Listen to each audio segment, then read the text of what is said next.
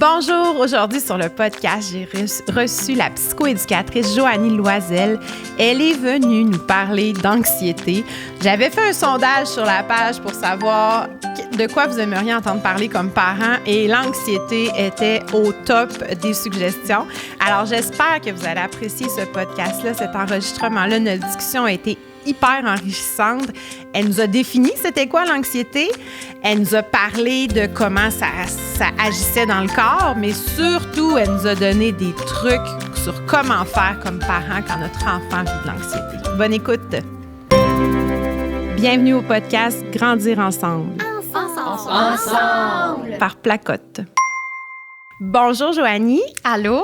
Je suis vraiment contente de te recevoir ce matin parce qu'on va parler d'un sujet qui touche ma famille personnellement parce qu'on l'a vécu, mais je sais que ça touche beaucoup de familles, surtout en ces temps un peu troubles avec les dernières années qu'on a passées.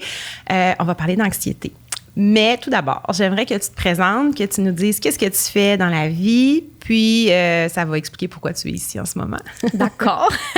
Je m'appelle Joanie Loisel, je suis psychoéducatrice, uniquement en pratique privée depuis déjà un moment, en fait. Puis, une de mes spécialisations, c'est notamment l'anxiété, qui effectivement a pris de l'ampleur là, dans les derniers temps. Oui, vraiment. Ouais.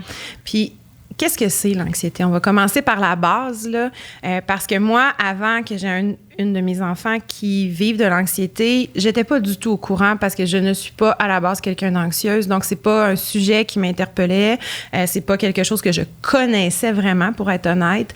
Donc, c'est quoi l'anxiété? Bien, l'anxiété, en fait, là, c'est toute personne confondue, que ce soit un enfant, un adolescent, un adulte, qui va anticiper, je m'excuse, les conséquences négatives qui pourrait arriver dans une situation X. Alors, cette anticipation-là, bien, elle est subjective, comment moi, je perçois la situation. Oui. C'est pour ça que d'une personne à l'autre, l'anxiété, c'est pas pareil, puis c'est pas sur les mêmes éléments. C'est ça. Donc, la situation peut être anxiogène pour toi, mais pas pour moi, par exemple. Exact. Parce que toi, tu projettes ce qui pourrait arriver, tu projettes des drames, finalement, qui sont des fois petits, mais qui créent quand même de l'anxiété. C'est pour ça qu'on dit des conséquences négatives, parce que quand on fait un scénario positif, ça va être le fun, on n'est pas dans l'anxiété. Oui. C'est dans de l'anticipation dont on va rire de moi, tout le monde va me regarder, je vais venir rouge, je vais faire pipi dans mes culottes devant tout le monde. C'est ça, de l'anticipation négative de quelque chose qui va arriver demain, dans 2 jours, dans une semaine. C'est ça, c'est pas nécessairement dans l'immédiat, comme par exemple, on a reçu Audrey-Anne Journeau qui nous a parlé du stress. Exact. Que ça, une situation stressante était dans l'immédiat, mais l'anxiété, c'est pas quelque chose de réel, une situation réelle. En fait, ça peut être réel ou perçu. OK. Puis là, on pourra en parler, là, on va bien l'expliquer, mais dans le sens où, par exemple, un enfant qui a fait un exposé oral était tellement stressé parce que, c'est ce qu'on dit, le stress était durant l'événement. Puis à ce moment-là, son système nerveux, il a tellement comme été stressé qu'il a fait pipi dans ses culottes. OK? C'est ça qui est arrivé cette fois-là. La fois d'après, quand il va avoir un exposé oral, là, il va anticiper que peut-être il va encore faire pipi dans ses culottes. Et là, c'est de l'anxiété. Donc, c'est un événement réel, mais il projette que ça pourrait se reproduire. Donc, ça se peut que ça se reproduise pour vrai. Oui. Mais ça se peut que non. C'est ça, l'anxiété. D'accord. Ouais. Puis ça, on peut en faire à tout âge? Oui. C'est ça. Est-ce que, parce que comme chez les enfants, on a parlé des signes de stress, entre autres avec Audrey-Anne aussi, physiques. Oui. Pour l'anxiété, selon notre entretien, ça se ressemble. Donc, peux-tu nous dire qu'est-ce que c'est ces signes de stress-là? Pas de stress, d'anxiété-là physique. C'est la même chose dans le sens où ça active le système nerveux, au même type que le stress. Oui. Donc, tu peux avoir mal au ventre, la même chose. Tu peux avoir des nausées. C'est un vrai mal de ventre. C'est un vrai mal de ventre. C'est pas psychologique, tu as vraiment mal au ventre. Mais non, pourquoi? Oui. Là, peut-être je me répète parce que là, mais c'est pas grave parce que c'est important qu'on place bien les choses aussi. Là, ceux qui n'ont pas écouté le podcast avec Audrey-Anne pourront aller l'écouter, mais c'est très important qu'on en parle, je pense, parce que... Oui. Parce que, dans le fond, vu que ça active le système nerveux, c'est que là, ton corps, lui, il veut survivre. Donc, il va mettre toutes ses énergies dans ses organes pour survivre. Oui. La digestion, là, c'est pas nécessaire pour survivre. Fait qu'il va le mettre de côté. Donc, c'est peut-être pour ça que tu as mal au ventre. Oui. Parce que c'est pas essentiel, là, ici, maintenant, pour survivre. Donc, tu as vraiment mal au ventre pour vrai. Ouais. Puis tu peux vomir pour vrai aussi. Tu peux vomir pour vrai aussi. Pour la même raison, parce que ton corps a besoin de libérer son système pour se concentrer sur autre chose. Exact.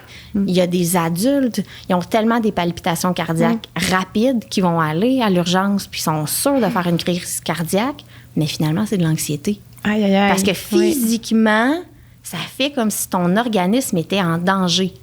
Parce que l'anxiété, ben tu le perçois réel. Oui. Même si c'est des fois... C'est projeté. Oui, c'est ça, c'est plus perçu que réel. Mais ton corps, lui, il pense que c'est vrai. Donc, il y a certaines personnes qui, quand ils ont ces manifestations physiques-là, mais ce que ça flash, c'est danger, danger, danger, danger. Parce que c'est ça que ton corps t'envoie comme message. C'est là que ta tête, des fois, elle te joue des tours, puis tu te mets à la croire. Puis là, l'anxiété augmente parce que tu as peur. Tu as mal au ventre, tu fais comme « Oh non, j'ai encore plus mal au ventre. » Puis là, c'est un cercle vicieux, puis tu t'en sors pas. Oui. Puis tu sais, j'imagine aussi que les personnes à la base anxieuses vont avoir plus tendance à projeter des catastrophes sur les symptômes physiques. De dire, par exemple, mon cœur bat vite, mais là, c'est peut-être une crise cardiaque, je vais peut-être mourir, Fait que c'est vraiment un cercle là, qui... Ben oui, puis j'ai une anecdote, parce que le mari de ma mère, c'est arrivé, OK? Lui, ça y est arrivé. Il est allé à l'hôpital, en cardiologie. Bien sûr là, que ça marchait pas. Ben oui. Puis aujourd'hui, encore, là, s'il m'écoute, il va rire. Parce que, encore aujourd'hui, quand il dit, tu sais, hein, que c'était de l'anxiété, le médecin te l'a dit, non, c'était pas ça. C'était pas ça. Le médecin avait pas raison. Il y avait vraiment quelque chose. Donc, en plus, quand on est dans le déni, ben, c'est qu'on les croit, ces manifestations-là. On a vraiment un symptôme physique de quelque chose. Oui, je comprends. Fait que quand on embarque dans cette roue-là, c'est extrêmement difficile de s'en sortir aussi, j'imagine, quand on surtout les premières fois que ça nous arrive. Les premières fois que ça arrive, puis qu'on n'est pas capable de se dire... de relativiser. Est-ce que quelqu'un qui fait, par exemple, on dit une crise d'anxiété quand quelqu'un, ça se rend là? Une crise d'anxiété, effectivement. Donc, quand on arrive à la crise d'anxiété, il y a des moyens de s'en sortir, mais quelqu'un que c'est la première fois, elle fait juste embarquer dans la roue, j'imagine. Là. Puis, effectivement. C'est ça. Ça peut être vraiment effrayant, là, une crise d'anxiété. Ben, j'imagine. Tant pour les adultes que pour les enfants. Là, tu te demandes qu'est-ce qui va se passer. Là. Tu peux, à la limite, penser que c'est l'heure, c'est ta vie, tu meurs maintenant. Oui, c'est comme ça. Tu vas vraiment pas bien. Physiquement, tu vas vraiment pas. Oui. OK. Puis... pour le vivre à la maison, je sais que c'est très confrontant comme parent de voir son enfant en crise d'anxiété. Personnellement, nous, il y a eu des vomissements. Là. Donc, c'est vraiment confrontant, surtout quand on ne connaît pas ça. C'est quoi la réaction qu'on devrait avoir? C'est quoi comment on fait pour l'aider, notre enfant qui vit de l'anxiété? Parce que notre réflexe, c'est de dire, ben voyons, c'est pas grave, fais-toi-en pas, ça va passer. Ou, tu sais, ben oui, t'as un petit mal de ventre, là, couche-toi, puis ça va finir. Mais, en tout cas, par expérience, ça fait juste rempirer, là, ça passe pas. Puis ça finit par passer quand l'enfant s'endort de fatigue. Là, c'est exigeant physiquement. C'est fatigant physiquement parce que le cœur bat plus vite. C'est ça, hein? Donc, c'est quoi, comme parent, là, qu'est-ce qu'on doit savoir? La première affaire, moi, je pense que c'est de se dire, Seigneur, je trouve ça difficile. Oui. Je me sens impuissant dans la situation. Puis de prendre ce pas de recul-là et de dire, ouais, c'est pas moi. Oui. Mais je me sens impuissant. C'est la première affaire à se dire puis à prendre conscience. D'en prendre conscience. Oui, d'en prendre conscience parce que c'est pas nous qui le vivons. Oui. Parfois, oui. Oui. Des fois, on a des parents qui sont anxieux. Bon, ben par la bande, souvent, ben les enfants peuvent aussi être anxieux. Oui. Des fois, c'est pas le cas. Oui. Mais je te dirais que la première affaire à faire, comme parent, quand on se rend compte que notre enfant peut vivre de l'anxiété, c'est de s'informer. C'est quoi de l'anxiété? Oui. Donc là, tu sais, moi, ça me donne envie de te parler du triangle de l'anxiété. Vas-y. Parce que c'est la première affaire que le parent peut faire. C'est d'aider l'enfant à démystifier c'est quoi l'anxiété. De façon, tu sais, comme un apprentissage à l'école. Bien, on va jaser de c'est quoi l'anxiété. Parce que l'anxiété, c'est une émotion. Oui, c'est une émotion. C'est juste qu'on peut la déconstruire la déconstruire, c'est pas vrai parce que c'est tout interrelié, mais c'est vraiment comme un triangle. OK. Donc, les manifestations physiques, comme on parlait tantôt, ça fait partie d'une pointe d'un triangle. OK. Après ça, tu as les comportements. OK, qui peuvent être plein de choses. OK. Écoute, la majeure, je te dirais, c'est l'évitement. OK, l'évitement. L'évitement. On a peur des chiens. On va prendre une marche, on croise un chien, on va changer de bord de rue. Je comprends. Tu viens de faire de l'évitement. Toute personne c'est naturel. Oui. On fait de l'évitement. Des trucs qu'on n'aime pas. Oui. Pourquoi? Parce qu'on veut survivre. Oui. C'est ça la base, à la base. Fait que donc, ça, c'est un des comportements qu'on peut faire. Mais chez l'enfant, ça peut se traduire par l'opposition, des pleurs, des crises de colère, un petit peu plus fragile au comportement, aux commentaires de son parent. Ça peut être plein de choses. OK. Chez l'enfant, ça peut se traduire de différentes façons. OK. Donc, c'est plein de comportements C'est difficile, ouais. qui peuvent traduire l'anxiété, finalement. Oui, OK. vraiment. Puis après, tu as les pensées. OK. Ça, pour vrai, c'est le bout le plus difficile chez l'enfant. OK. Parce qu'il faut qu'il y ait un regard sur lui-même. Et là, pour avoir des clients, tu sais, des fois, d'enfants, c'est quoi une pensée? Ah non, c'est pas facile. Hein? Tu sais, quand des pas fois, facile. tu penses à quelque chose, mais que tu le dis pas. Tu as Oui. envie de manger de la crème glacée, mais tu le dis pas à ta mère. Tu fais juste le penser dans ta tête. C'est ça, une pensée.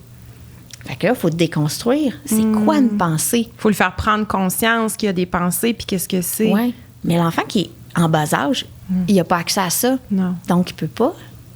Il peut pas parce que les pensées, c'est là qu'on peut entrer dans le triangle pour déconstruire le triangle. C'est à partir des pensées. Entre autres. Oui. Parce qu'une fois que les pensées sont parties, ben les manifestations puis les comportements embarquent, là, c'est Uh-huh. ça.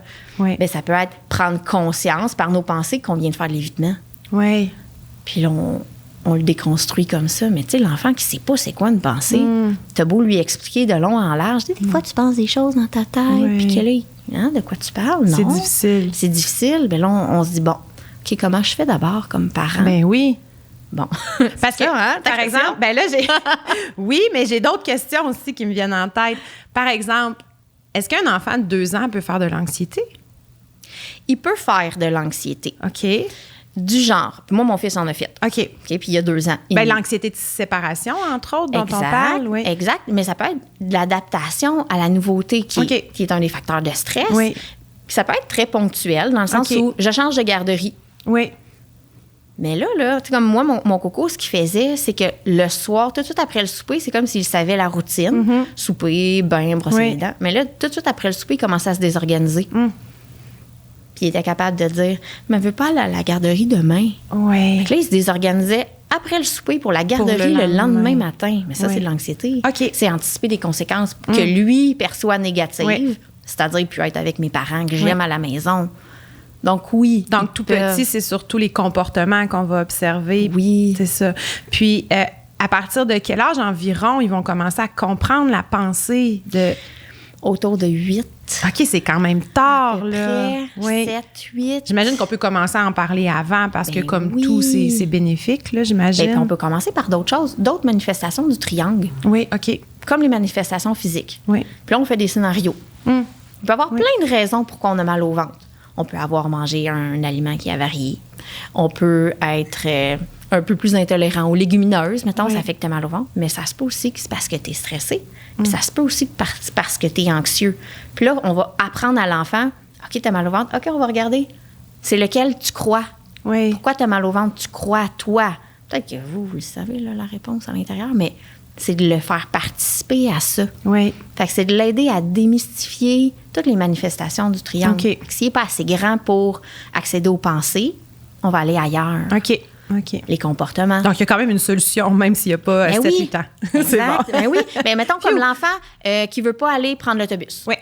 Bon, ben, le parent pourrait dire ah, bon, je vais te faciliter la tâche, je vais aller te porter tous les matins à l'école parce que ça te rend anxieux, l'autobus.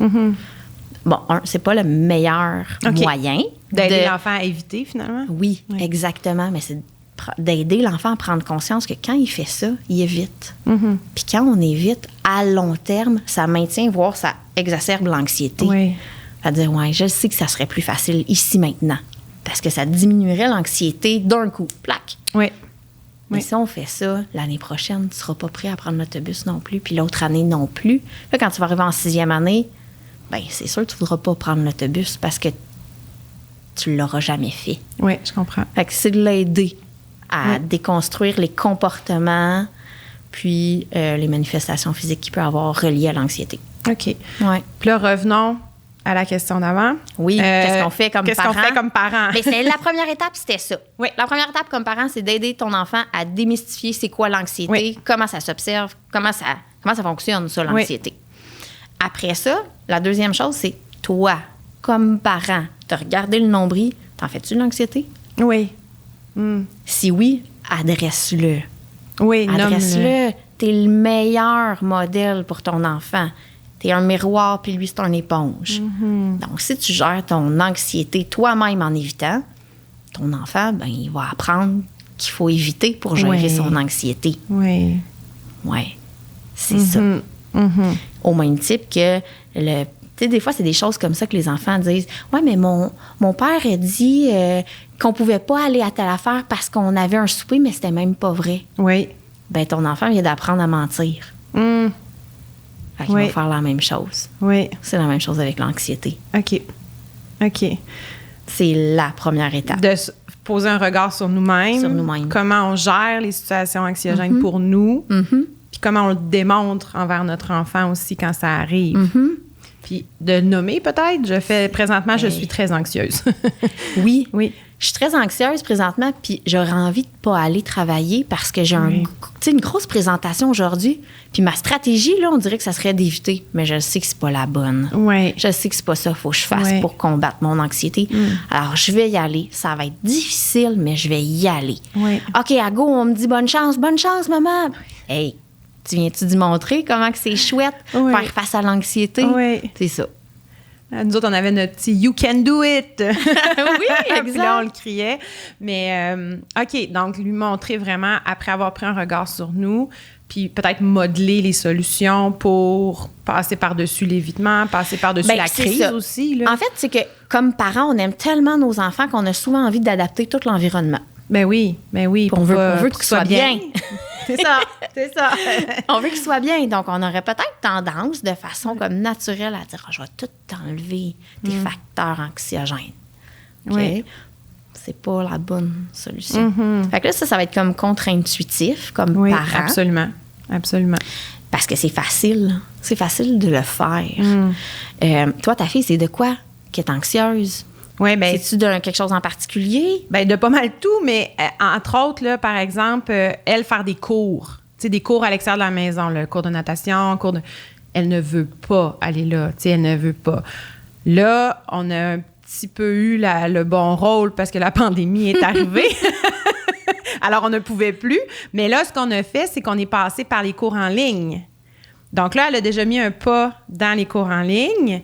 Et là, elle nous a demandé de l'inscrire en septembre à d'autres cours. Tu sais, fait qu'il y a comme quelque chose qui s'est passé pendant la pandémie. Puis là, elle a évoqué le désir de. Mais tu sais, je pense que pour elle, un peu, c'est de l'anxiété, un peu de performance aussi, de se dire, c'est parce que je serais pas capable de faire cette nouvelle chose-là, ou si je vais chez mes amis puis que je fais un faux pas, tu sais, fait c'est toutes des choses comme ça. Mais là, tranquillement, ben justement, tu sais, moi, je savais pas, donc au début, c'était comme, ben vas-y pas chez tes amis, tu sais, c'est correct. Ben, c'est ça, sans le vouloir, ce que tu faisais, c'est que tu lui disais, vas-y, évite, c'est correct, c'est une bonne stratégie. Ben, tu sais, elle veut pas, elle est anxieuse d'y aller, mais vas-y pas, ça se règle là. Mais là, finalement, j'ai compris par le suivi avec la psychologue que c'était pas nécessairement la bonne façon. Puis on a trouvé des stratégies en équipe pour la pousser à y aller. Puis là, ben tu vois, elle part de la maison en vélo, elle va chez ses amis. Tu sais, il y a un pas qui s'est fait. Elle m'appelle 10 fois rendue là-bas pour être sûre que c'est correct, pour être sûre que... Mais elle est rendue, tu sais. Fait que ça, je l'ai appris, moi, parce que c'est pas quelque chose que je savais. Puis mon réflexe comme parent, comme tu dis, c'était de l'aider dans son évitement. Ben oui. Elle se sentait mieux quand elle y allait pas. Ben oui, parce que ce qu'on veut comme parents, c'est que nos enfants soient bien. Fait que c'est pour ça que je posais la question, dans le sens où, ben naturellement, tu fais comme, on t'inscris pas à des cours de natation, de gymnastique. C'est pas obligé, ça, c'est pas grave. Ouais. Mais ce qu'il faut faire, c'est l'inverse, qu'on appelle un processus d'habituation. Oui. Bien, celui-là, on peut le graduer, là. Oui. Puis on peut y aller par petits pas. Fait que toi, dans le fond, la pandémie t'a permis de graduer, dans le sens où elle a fait des cours en ligne, puis là, ultimement, elle va retourner en présentiel. Oui. Mais c'est la même chose. Il y a des enfants qui sont anxieux parce que j'ai une situation en tête où un enfant a été pris dans une voiture. Oui. Tu sais, le parent est sorti de la voiture pour mettre de l'essence, puis les portes y ont barré, puis il était pris en dedans, puis là, panique totale. Bon, stress, finalement. Oui, là, c'est une situation de stress, oui. Qui a créé de l'anxiété. Oui. Il ne veut plus aller dans la voiture toute seule. Aïe, aïe, aïe. Là, quand le parent sort pour aller mettre de l'essence, lui aussi veut sortir parce qu'il ne veut pas encore être pris. Oui. Mais comment on fait? C'est le processus d'habituation. OK, tu vas venir avec moi, on va sortir. D'accord, parfait. Là, on fait de l'évitement, puis c'est le nommer. Oui. Prochaine fois, tu sais quoi ce qu'on va faire? On va ouvrir toutes les fenêtres. Oui. Puis toi, tu vas pouvoir te détacher, venir proche de moi où que je mets l'essence. Puis là, on va même se toucher la main. Mais tu vas rester dans la voiture. Mais tu vas rester dans la voiture. Oui. Comme ça, jusqu'à temps. C'est un peu comme la désensibilisation aux peurs. On entend des fois, là, quand tu as peur d'une araignée, ben, par exemple, il y en a qui ont des phobies, là, que tu regardes l'image. Exactement. Après ça, tranquillement, tu vas regarder de loin, puis éventuellement, tu vas prendre l'araignée, mais tu n'arrives pas d'un coup en prenant l'araignée. Ben oui. C'est ça, c'est un peu le même processus. Oui, puis la peur, en fait, une phobie, ça crée souvent de l'anxiété. Oui, parce que c'est vrai. Ça t'empêche de fonctionner puis t'appréhendes d'aller dans des endroits parce que peut-être qu'il va y avoir une araignée. Oui, oui. Donc, souvent, c'est relié, je dis pas toujours, mais souvent. Oui. Alors oui, c'est un peu le même principe. C'est que ça va relier, c'est sûr, parce que la personne qui a peur d'une araignée, il n'y a aucune raison d'avoir peur de l'araignée, sauf si tu projettes que l'araignée est un danger. Donc, c'est ça, oui, c'est ça. C'est pour ça, c'est tout interrelié, en fait. Moi, je le vois un peu comme un continuum où est-ce que tu as la peur, tu as le stress, tu as l'anxiété. Puis, un peut arrêter là. Oui. Dans le sens qu'on peut avoir comme tout d'un coup, là, présentement, un gros bruit soudain ou le rideau qui tombe, on fait un saut, on a peur. Oui. Ça s'arrête là, on ne sera pas anxieuse la prochaine fois qu'on vient. Non, c'est ça. Mais ça se peut qu'il y a des peurs qui génèrent du stress, qui génèrent de l'anxiété, ultimement, tu sais. Puis j'imagine que chez les enfants, c'est peut-être plus fragile que chez les adultes parce que nous, on a d'autres expériences passées, peut-être, qui ont été positives. Tu sais, si moi, j'entends un gros bruit, je sais que la majorité des fois que j'entends un gros bruit, c'est pas une bombe qui me tombe sur la tête, mais un enfant qui a pas souvent entendu des gros bruits, qui a vu des films à la télévision, qui a vu... Ça peut devenir rapidement anxiogène, un gros bruit. Ben oui, puis il y a des phases de développement où que chaque enfant a des peurs. Oui. Comme on l'a dit tantôt, l'anxiété de séparation qui arrive autour de 7-9 mois. Oui. Ben c'est normal dans son stade de développement. Oui. Lui, il ne sait pas là, que son parent il va revenir, il pense qu'il est parti pour toujours. C'est ça. Donc, c'est ça. Puis l'adolescence, ben, tu sais, c'est autre chose. Oui. La période 4 ans, c'est tout ce qui est imaginaire, les monstres, il y a bien peur de ça. Oui. Tandis qu'adulte, ben, on sait bien qu'il n'existe pas les monstres. C'est ça. Donc oui, ils ont peut-être plus de vulnérabilité par rapport à leur stade de développement, mais le processus demeure le même. C'est-à-dire que ça va augmenter l'anxiété, là. Si on le met sur un thermomètre, quand on va faire un processus d'habituation, il va être à 10. Au début. C'est ça, l'enfant va en vivre de l'anxiété. Il faut qu'il soit prêt. Il sera pas bien. Sans discuter, dire je sais que tu ne seras pas bien. Je comprends. Ultimement, par exemple, dans plusieurs semaines, ça va être diminué. Hey, c'est difficile comme parent, ça, de voir ton enfant être... C'est ça, il faut voir le plus loin. Il faut voir le bout. Tu sais, qu'on dit, il faut que tu sois solide dans tes bottines quand tu commences à accompagner un enfant anxieux. C'est ça. C'est ça. Ben, ça ne sera pas facile au début. Là. Non, c'est ça. Des crises de pleurs, des vomissements, il va en avoir quand on fait le processus d'habituation. Il faut être prêt, il faut vouloir, mais il faut être calme et disponible. C'est ça. Faut pas faire comme, ah bon, c'est ça, elle vomit encore. Oui, c'est ça. Oh là là. Ouais, là, ça veut dire que c'était peut-être pas le bon moment pour toi de l'accompagner. D'intervenir, oui. Oui, c'est ça. Donc, se calmer, avoir un regard sur nous personnellement, notre anxiété, qu'est-ce qu'on fait avec. Puis après, c'est d'essayer avec l'enfant de lui donner ces stratégies-là, de ne pas éviter la situation, d'essayer tranquillement d'apprivoiser la situation, on pourrait dire ça comme ça. Mais avant de l'apprivoiser, il faut jeter un regard un peu plus objectif sur la situation. Donc, bon, comme parent, tu peux faire quoi? Tu peux, aller faire de la validation émotionnelle. Oui. Dire, OK, ouais, ça te stresse. Explique-moi. On va parler. Elle est vraie, ton émotion, fait qu'on va l'écouter, on va la prendre. On va pas la mettre, tu sais, la balayer en dessous du tapis, là. Tu sais, qu'est-ce que tu disais tantôt? Ben non, c'est pas grave, là, c'est juste un petit cours de notation. C'est pas grave, oui, c'est là, ça. arrête ça, là. Oui. On va l'accueillir. Ah ouais, toi, ça te stresse beaucoup, ça te rend anxieuse, ça, le cours? Oui. Explique-moi. On essaie d'avoir le plus d'infos. Puis ça se peut que l'enfant, à un moment donné, il arrive au bout de son explication. Lui, il sait pas plus. Il sait pas plus. Il est pas capable de mettre des mots. On pousse pas. OK. On reste là. OK. Tu ne sais pas pourquoi? Parfait. Tu ne sais pas pourquoi, mais on va avoir été questionné. Parce que des fois, on peut avoir des affaires le fun qui sortent de là. Ben, parce que j'ai peur que les autres irient de moi si je fais une roulade puis que je tombe sur le dos. Ben, on va aller travailler ça. On va aller te donner du contrôle ailleurs. Ça te tente qu'on pratique tes roulades dans le sous-sol? avant ton premier cours. Comment tu vas arriver bien plus confiante? Qu'est-ce que tu en penses? Ah, c'est une bonne idée. Fait que, tu sais, ça aussi, là, avant de regarder comme démystifier le triangle, c'est OK, en premier, on va valider émotionnellement ce que vit l'enfant pour bien comprendre ses mécanismes à lui. Oui, parce que tout le monde fonctionne différemment. Oui. C'est ça. Puis, quand tantôt on disait les pensées, c'est que notre cerveau, il nous joue des tours. On peut avoir des biais cognitifs, notamment, là. Oui. Mais l'enfant, là, c'est trop complexe pour lui. Fait que moi, j'aime ça utiliser ce terme-là. Ton cerveau, il te joue des tours. Oui. C'est pas parce que c'est arrivé une fois que ça va se répéter toutes les fois. Donc là, ben, c'est de lui expliquer c'est quoi son cerveau, lui joue des tours. Ça peut être la généralisation aussi. C'est arrivé à mon ami, donc ça va arriver à tous les enfants du monde entier. Oui, je comprends. Fait qu'on peut les regarder, c'est quoi ces tours que son cerveau lui joue, puis lui en parler. Mais c'est en le questionnant un petit peu, puis en validant son émotion qu'on va avoir accès à c'est quoi. Oui, puis ça me fait penser, je me rappelle plus c'est avec qui je discutais de ça sur le podcast, mais de ne pas projeter notre perception d'adulte sur la perception de notre enfant, de ne pas se dire que, par exemple, moi, comme adulte, ben voyons que tu as peur d'aller au parc, tu sais, voyons, il n'y a rien d'épeurant au parc, mais c'est pas de projeter, c'est vraiment de questionner. C'est ça que tu es en train de nous dire. Oui, bien c'est ça la validation émotionnelle. C'est que si elle est vraie, ton émotion, tu la vis maintenant. Même si l'anxiété d'aller au parc, elle est perçue et moins réelle, bien explique-moi-le. Pourquoi? Pourquoi, selon toi? Peut-être tu y as accès, puis peut-être tu n'y as pas accès. Mais c'est pas grave, je vais prendre le temps de t'accueillir, puis pas la banaliser. C'est vrai. De dire que c'est important. Oui. Oui. Puis de dire que c'est normal. Mais l'anxiété, en soi, c'est une émotion, donc elle est normale. Oui, ça, on va partir de cette prémisse-là. Oui. Elle devient handicapante quand elle altère ton fonctionnement au quotidien. Exact. Oui. Tu sais, c'est à tous les matins, avant d'aller à l'école, tu vomis. Mais non, là, c'est ça. Là, c'est pas plaisant pour toi. Oui. Donc, c'est là qu'il faut s'y adresser. Ben oui, mais tu sais, d'être un peu anxieux à la veille d'un examen. C'est normal. C'est normal. Oui. On n'est pas obligé de tout faire, là, la gestion de l'anxiété. On peut assurément accueillir. Oui, OK. Ça, on ne se trompe pas. Oui. Jamais en accueillant, en étant disponible. Oui. Dans la période préscolaire, le 0-5 ans, là, proximité physique, proximité affective. Câlin, ça, là, ça l'aide vraiment, vraiment, vraiment beaucoup.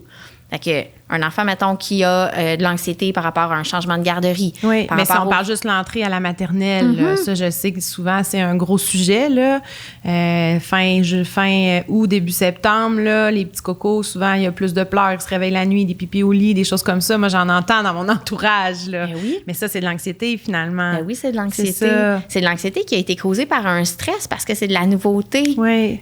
Qu'il ne sait pas, là, il va peut-être avoir été faire une visite, là, ça dépend des écoles, ça dépend des milieux, mais il est allé voir sa classe, tout ça, puis peut-être qu'il va se dire, OK, mais si j'ai envie, je vais où? Je ne sais même pas où la salle de bain.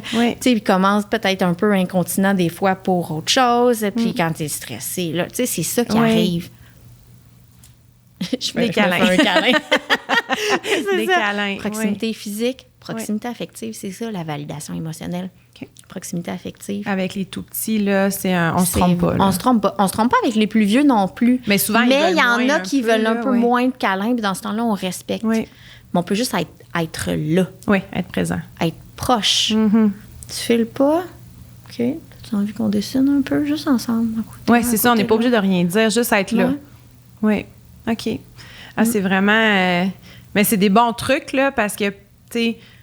En tout cas, encore une fois, je reviens à moi, ce que j'ai vécu, parce que je sais pas ce que les autres vivent chez eux exactement, mais moi, personnellement, tu sais, j'aurais aimé savoir tout ça quand mes enfants étaient encore tout petits, parce que j'aurais probablement fait beaucoup moins d'erreurs, parce que les erreurs font juste augmenter la roue, tu sais, à chaque fois, puis tu penses bien faire, mais puis là, ça rempire, puis là, le stress, moi, mon stress embarque, parce que là, je la vois, elle est pas bien, puis là, qu'est-ce qu'on fait, comment on gère, puis là, c'est de se sentir incompétent aussi, comme parent, à ce moment-là, de voir que ton enfant est pas bien, est malheureux, mais que t'as pas aucune prise là-dessus. Tu te sens impuissant, puis c'est là, tu sais, que je disais au début, c'est la première étape, faut que tu prennes... Faut que tu te rendes compte que, OK, là, je me sens impuissant. Oui. Maintenant, absolument. On passe en l'action. Oui. Je fais quoi? Mais tu sais, on fait toujours du mieux qu'on peut avec ce qu'on a au moment où est-ce qu'on l'a. Absolument. Ça donne rien de se taper sur la tête. Non, c'est ça. Personne n'est parfait. Oui. L'important, c'est d'en prendre conscience. Puis ça, si t'as un parent qui prend conscience, moi, j'ai juste envie de te faire un high five. C'est ça. Après ça, ça va embarquer dans la bonne direction pour l'enfant. Mais oui. Exact. Donc, on accompagne l'enfant dans tout ça. Puis, une fois... Parce que là, j'imagine qu'on va voir des résultats. Qu'on espère voir des résultats. On espère. On espère avoir des résultats. Mais des fois, ça peut rechuter. Hein? Des fois, c'est ça. Oui, parce que c'est pas statique, cette histoire. C'est ça. C'est pas statique. Ça. Puis quand l'enfant est plus vieux puis qu'il a conscience de ses pensées, c'est que là, tu peux lui dire, OK, pour une pensée négative, je veux que tu m'en dises 2 positives. Okay. Là, on va aller jouer sur les pensées. Oui. On va dire, comme un entraînement. Oui. Mm-hmm. Donc là, plus on le fait avec l'enfant, on l'accompagne à la mise en action. Mm-hmm.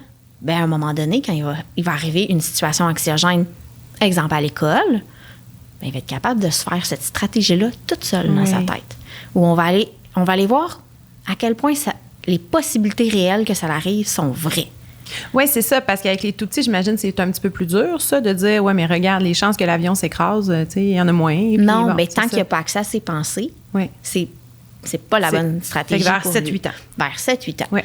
Exemple d'un enfant qui a peur que son parent l'oublie à l'école. Oui. OK? Bien là, si l'enfant a accès à ses pensées, on peut même le mettre sur une feuille, là. Écrire. 365 jours par année. Ou bien là, pas ça d'école, là, please. 180. Il y a 180 jours d'école. Je suis allée te chercher. Tout le temps. Tout le temps. Puis c'est arrivé où j'étais en retard. Oui, c'est arrivé une fois.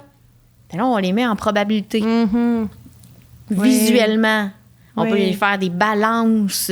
On peut mettre ça vraiment ludique pour travailler les pensées. Fait que ça, c'est vraiment chouette. Oui.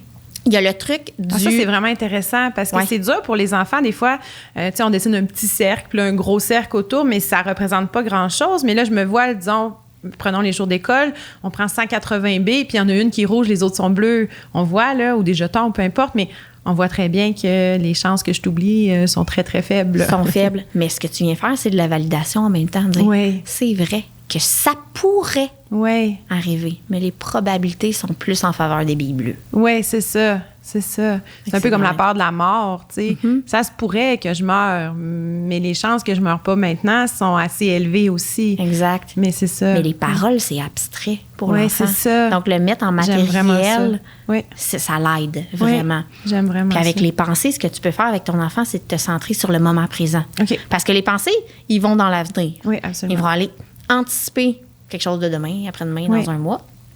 On ramène au présent. Puis là, l'exercice du 5, 4, 3, 2, 1, est-ce que tu le connais? C'est-tu de regarder 5 choses? Oui, exact. C'est tout nouveau que j'ai lu ça à quelque part, je me souviens plus où, mais explique-nous-le parce que j'avais trouvé ça génial. Bien, c'est parce que tu peux le traîner avec toi tout le temps. Parce que tu as 5 doigts dans ta main. Fait que c'est ça. 5 choses. OK, maintenant, on se campe dans le moment présent. Puis on le fait avec l'enfant. Nomme-moi 5 choses que tu vois. Là, je ne sais pas en ordre, mais je sais que c'est le voix en premier. Après, je vais peut-être les mélanger, OK? Je m'excuse d'avance. Mais mettons, 4 choses que tu entends. Oui. Là, on peut... OK, j'entends... la ventilation, j'entends un oiseau. Exact. Mais là, il faut qu'il y en ait 4. Fait que là, tu te sens vraiment... Là, tu te concentres. Tu te concentres sur tes sens. 3 choses que tu sens avec ton nez. Ça sent quoi? Ça sent le café? Ça sent... ma doudou. Là, Oui. 2, que tu goûtes. Non, le goût, c'est le dernier, c'est le 1, je pense. Ouais. Parce que c'est plus dur. Ce que tu sens avec ta peau. Ce que tu touches. Je sens mon pantalon qui s'appuie sur mon ventre. Tu sais, comme mes fesses sur ma chaise, ça, c'en est un autre. Puis le dernier, c'est ce que tu goûtes, mais ça peut être un restant de beurre d'arachide. Oui, c'est ça. Exact. Puis si tu n'as absolument rien, prends-donc une petite gorgée d'eau. Qu'est-ce qu'elle goûte, ton eau? Aujourd'hui, elle goûte un peu le chlore. Fait que là, c'est un exercice qui est comme plus qu'une minute, qui se recentre sur le moment présent. Mais ça, tu peux le traîner partout. Tu peux le traîner en voyage, en voiture, à l'école. Parce que c'est comme, ça me fait penser, là, justement, au truc pour le dodo, pour le sommeil. Quand on l'oublie, la moseuse de doudou, là, il n'y en a pas de solution à part revirer de bord, mais c'est un peu la même chose. Là. Ça, c'est facile, ça se traîne partout. Oui, partout.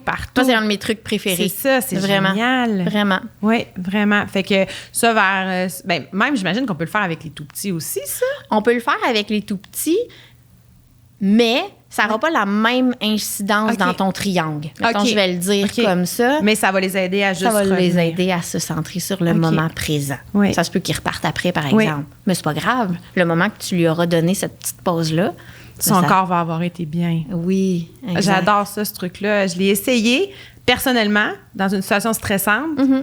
Puis même là, ça aide. Là. Même, c'est vraiment, vraiment merveilleux. Donc là, ça, vers 7-8 ans, on peut, c'est vraiment... Puis l'enfant est autonome aussi à un moment donné, j'imagine. Oui, plus on l'accompagne là-dedans. Tu sais, ça serait faux de penser que là, on lui montre une fois, puis après, t'es autonome avec ton truc. Non. Comme parent, il faut vraiment que tu l'accompagnes, tu comprennes que c'est pas facile parce qu'il est pris dans ses pensées. Oui. Il rumine. Oui. Là, ça roule dans sa tête. Là. Oui. Puis là, il faut mettre un stop à ça. Mais il est peut-être pas assez mature ou assez comme solide à son âge pour dire comme OK, là, mes pensées, ça suffit, il faut que je fasse un exercice pour les arrêter. Oui. Il a besoin de ton aide. Vraiment. Oui. Mais ça, c'est un truc concret, vraiment. Mais ultimement, il va être capable. Il va être capable de le faire. Si tu l'as bien accompagné plusieurs fois, il va s'en rappeler. Oui, dès qu'il va avoir peut-être un petit mal de ventre, il va dire je vais utiliser mon truc du 5-4-3-2-1. Puis ça se peut que, juste ça, ça soit suffisant. Ça l'apaise. Puis ça va lui servir toute sa vie aussi à ce moment-là, parce que même pour les adultes, c'est pratique, là. C'est ça. C'est comme un peu de la pleine conscience, dans le fond. Oui. De prendre conscience vraiment de ici, maintenant. D'ici maintenant, parce que l'anxiété, tu t'en vas dans le futur. C'est ça. Puis des fois, tu t'en vas dans le passé aussi. Tu ramènes des affaires du passé pour les amener dans le futur. C'est ça. C'est de se remettre dans le moment présent. Donc là, j'imagine que tout ce qui est méditation, pleine conscience, respiration abdominale avec la petite doudou. Avec la bédaine. Ça aussi, on peut le faire en processus d'habituation parce que respirer pour un enfant, c'est un peu plate. C'est un peu plate. À chaque fois que je l'essaye, les enfants me disent « je l'aime pas, ce truc-là, Joanie. » C'est pas mon préféré, C'est pas mon préféré. Tu le mets de façon ludique. Oui. Fait que tu peux souffler des bulles. Oui. Tu peux respirer des fleurs. Oui. Bon, OK, ça sera pas top optimal au niveau du diaphragme. Oui. Mais tu vas y apprendre à respirer de façon agréable. Puis éventuellement, tu y feras une petite respiration bédaine. Oui. Puis ça aussi, c'est quelque chose qui va se traîner partout. Ça traîne partout. Ça se traîne partout. Puis je sais qu'il y a plein de méditations pour enfants. On peut en trouver sur YouTube. On peut... moi, j'ai une application dans mon téléphone. Ça aussi, j'imagine que c'est quelque chose. Puis ça m'amène à une question que j'avais puis qui vient de me revenir. Puis ça va, c'est parfait avec la méditation. J'imagine que tous ces trucs-là, là, on ne les met pas en place quand l'enfant a la tête au-dessus du bol de toilette. Là. Ben non. C'est ça, c'est ça. Non. On les met en place quand il n'y en a pas d'anxiété nécessairement. Ça va bien. C'est ça, OK. Bien, bon, oui. Parce que c'est pour ça que j'ai fait le lien avec la méditation. Je me vois mal proposer à mon enfant qui est en train de pleurer. En 2 gorgées, là, viens, on va aller méditer. C'est ça. OK, donc c'est vraiment quand tout va bien autour. Quand on est calme. En fait, mettons, on va reprendre le thermomètre de tantôt. Là. Oui. Mettons qu'on le gradue en 0,10. Oui. Bon, on disait tantôt de l'anxiété, ça se peut que tu en vives 0,5, là, tu t'es fonctionnel. Oui. Où est-ce que tu deviens moins fonctionnel? C'est entre le 5 puis le 10. Oui. Là, t'es en train de pleurer, t'es en train d'avoir mal au ventre, elle veut pas y aller. Ben là, on met rien en place. C'est ça. On met de la validation émotionnelle en place dans ce moment-là. Puis éventuellement, les outils qu'elle a déjà... Pas quand elle est là. Non, pas là. OK. Pas quand elle est là, on fait rien. OK. On est, comme parents, on est là. Oui, je comprends. Point. OK, on valide, on est proche, proximité physique, proximité affective, on est là. On attend que ça redescende. Oui. Ça va redescendre. Oui, ça finit toujours par redescendre. Ça va toujours finir. Quand ça redescend, là, on peut le faire. OK. Il faut attendre que ça redescende. Oui, c'est ça. Faut attendre. Il n'est pas disponible. Oui. Il va être pris dans sa tête. Là, j'essaie d'y aller dans mon cerveau. C'est comme au milieu. Fait que je peux pas y aller. Là, je peux pas t'aider. Il est pris là, en fait, dans son émotion. Toi, ce que tu lui demandes, c'est d'aller dans son cortex préfrontal. Mais il est pris là. Fait qu'il faut que tu attendes qu'il soit disponible pour y aller. Oui. Il faut que tu sois patient. Que tu sois là, ça attend que ça passe. T'es calme. Puis là, après, tu peux comme commencer à dire tu penses que ça pouvait être de l'anxiété? Oui. OK. Viens, on va faire l'exercice. Oui. On va respirer. Oui. Fait que comme ça, lui, après, quand ça va arriver, quand il va sentir que le thermomètre monte, il va pouvoir l'arrêter à temps. C'est ça qu'on veut. C'est ça qu'on veut éventuellement. Quand on dit là, démystifier le triangle en lui expliquant, c'est. Puis notamment, tu sais, quand on disait tantôt avec les manifestations physiques, c'est un mal de ventre de quoi? Oui. Pour que, ultimement, quand il y ait mal au ventre, tu te dises, ouais, OK, là, c'est un mal de ventre de quoi? Oh, d'anxiété. Oh, je vais prendre mon truc tout de suite. Oui, c'est ça. C'est ça qu'on veut. Notre but, c'est oui. ça qu'il fasse. Oui. On veut pas qu'il n'y en ait plus d'anxiété. Il va toujours en avoir. Parce qu'il va probablement être plus fragile, l'anxiété. Ce qu'on veut, c'est l'outiller adéquatement pour qu'il soit capable d'être autonome dans sa gestion d'anxiété. C'est ça, que ça ne nuise pas à son quotidien, dans le Non. fond. Parce qu'ultimement, c'est ça le problème avec l'anxiété, comme on a dit au début. J'imagine que... Ben, pas j'imagine, parce qu'on l'a dit au début, mais tant que ça ne nuit pas à ton quotidien, tout va bien. Tout va bien. Même si c'est pas agréable. Mm-hmm. Parce qu'il y a probablement qu'il y a des petites anxiétés qui se rendent pas loin de la zone vraiment nuisible, mais qui sont pas agréables physiquement quand même. C'est pas agréable, mais c'est pas dangereux. C'est ça. C'est ça. C'est là, je disais tantôt, tu sais, des fois, c'est que les symptômes physiques nous envoient danger, danger, danger, puis là, on se met à paniquer. C'est d'apprivoiser que c'est là. C'est pas agréable, mais c'est pas dangereux. C'est ça. Puis ça, c'est de le nommer à l'enfant. Exact. Parce que trop d'anxiété, si on est entre le 5 et le 10, puis que là, on est comme à côté dans l'anxiété, bien, c'est un peu comme le stress. C'est que ça va te rendre indisponible aux apprentissages. Au niveau cognitif, tu ne seras pas là. Tu n'es pas disponible, tu es pris dans ton anxiété. Donc, le prof parle, te dit de la matière pour l'examen de demain, mais là, tu n'es pas là. Puis c'est là que ça a des conséquences sur ton fonctionnement au quotidien. Ben oui, puis les apprentissages aussi. Un enfant qui, toute la journée, va se dire « Ah, mon Dieu, demain, c'est ça, il n'est pas apte à apprendre rien, là. » Non. Ça peut être pour plein d'affaires. Ah, j'ai peur d'aller à la récré. Puis il se met à penser à la récré, pense à la récré. Là, il est pris dans ses pensées. Il n'est pas disponible à ce que l'enseignante dit. Oui. Donc, ça peut aller, c'est ça. Tant que c'est pas nuisible, ça va, mais... Quand ça altère le fonctionnement au quotidien, c'est là, c'est l'importance de s'y adresser, vraiment. C'est le plus beau cadeau que vous pouvez faire, dans le fond, comme parent à votre enfant, c'est de l'adresser et de lui donner plein de trucs. C'est ça, de l'outiller aussi, quand il est calme. Quand il est calme, quand il est disponible. Quand il est calme et que ça va bien. Oui. C'est vraiment... Là, on a presque fini l'enregistrement. Je pense que ça va avoir donné des bons trucs. Puis surtout, tout ce que tu as dit démystifie un peu tout ce que c'est l'anxiété, comment le traiter, comment ne pas l'éviter, ne pas faire d'évitement par rapport à ça aussi. Vraiment, vraiment intéressant. Merci. Merci beaucoup, Joanie, d'être venue aujourd'hui. Si les gens veulent te connaître un peu plus, on va où pour en savoir plus sur toi? En fait, mon entreprise s'appelle Hominum d'un humain à l'autre. Oui. Alors, il y a des consultations psychoéducatives, mais il y a aussi des formations, des ateliers.